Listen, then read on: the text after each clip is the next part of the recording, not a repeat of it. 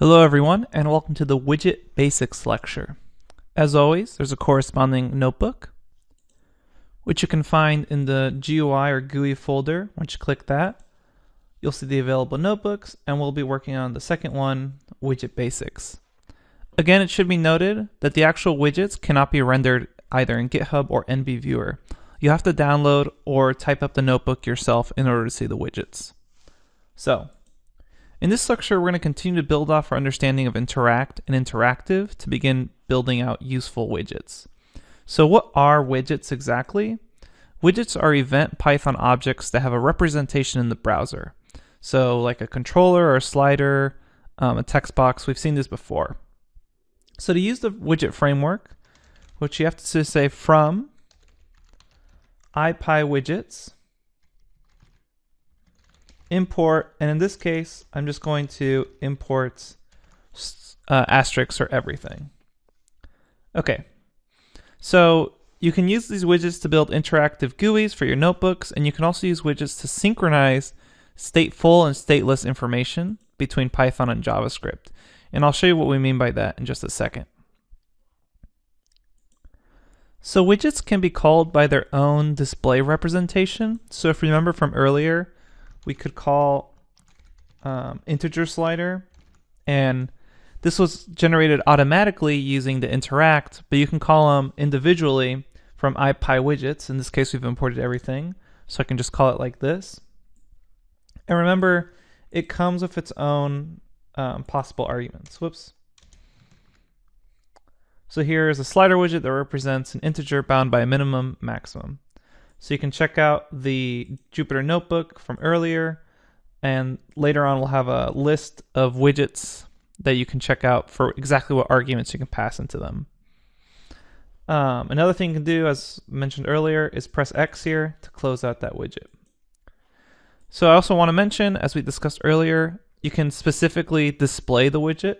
So you could say, for instance, if we import from IPython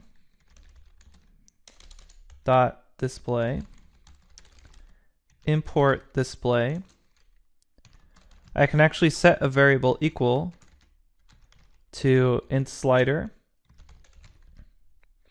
and then display that slider, and it'll work.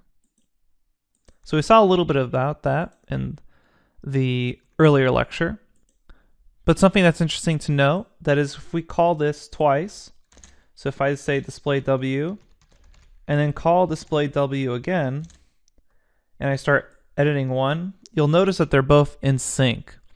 And this is because they're connected since we're displaying the same integer slider. And I'll do one more to drive the point home. So right now, when I change any one of these sliders, I'm just displaying W. And so each of these cells is going to display W. And we can actually close a widget by calling the close method on it. So I could do something like this and close all those widgets. And if I wanted to delete that output, I could just press exit there to hide any output. So all of the IPython widgets share a similar naming scheme. To read the value of a widget, you can query what's known as its value property. So I could say, if I display W, remember that's our, whoops. Since I closed it, I have to reset it. So I'm going to say W equals int slider, and now I can display it. So we see here. So that widget is going to have a value property, and I can actually call it like so, and it will tell me what the current value is at. So notice how I move the slider here to 22, and now if I call the value on that W, it sets it to, or puts out 22. But I can also set its value property. So I can say value is equal to, let's say in this case, 50, run that cell, and notice how the slider changed for that. So in addition to value, most widgets share keys, description, disabled, and visible. So to jump to the notebook to show you this, they share keys, description, disabled, and visible. So regardless of what the widget type actually is, they should have these four properties to them. So if we call keys, on that variable w, we notice we get a bunch of various keys that have to do with the integer slider. And we'll go over these a little later. A lot of them have to do with styling, so you can actually style this slider to look however you want it. From the border size to the font size, color, etc. Remember, you can also set max and mins. So there's a lot of different things you can change here. And we'll get to that in the styling lecture. There's also a shorthand for setting the initial values of widget properties. So while creating a widget, you can set some or all of the initial values of that widget by defining them as keyword arguments in the widget's constructor. So for example, another widget that we've encountered is that text box widget, which is just text. And I can enter the value as hello world. And then I can input disabled equals true. So note, if I put disabled equals true, I can no longer edit this. But if I put it as false, then I can come in and edit whatever is in that text box. So let's go ahead and now move on to thinking about how we can link two similar widgets. So you may need to display the same value two different ways, so you need two different widgets. And instead of attempting to manually synchronize the values of these two widgets, you can use what's known as a traitlet link function. So you can say from traitlets import link, and I'm going to say A is equal to a float text widget, and B is equal to a float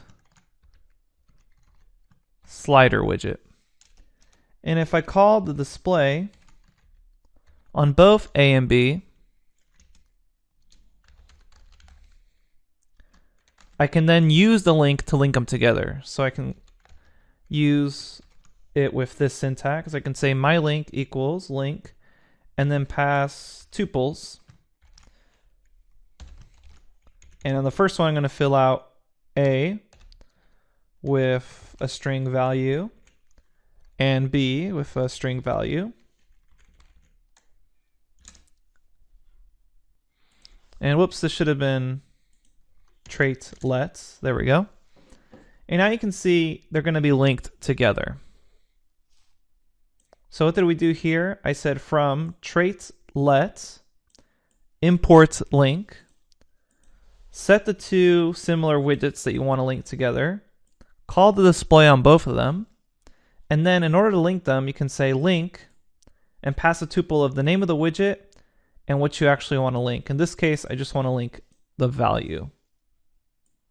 And there I can move it around and you can see that they're linked. So you can actually unlink them as well. So I can say my link and call unlink method on it. And now you'll notice that they're unlinked. So as I move this slider, nothing changes in that text box.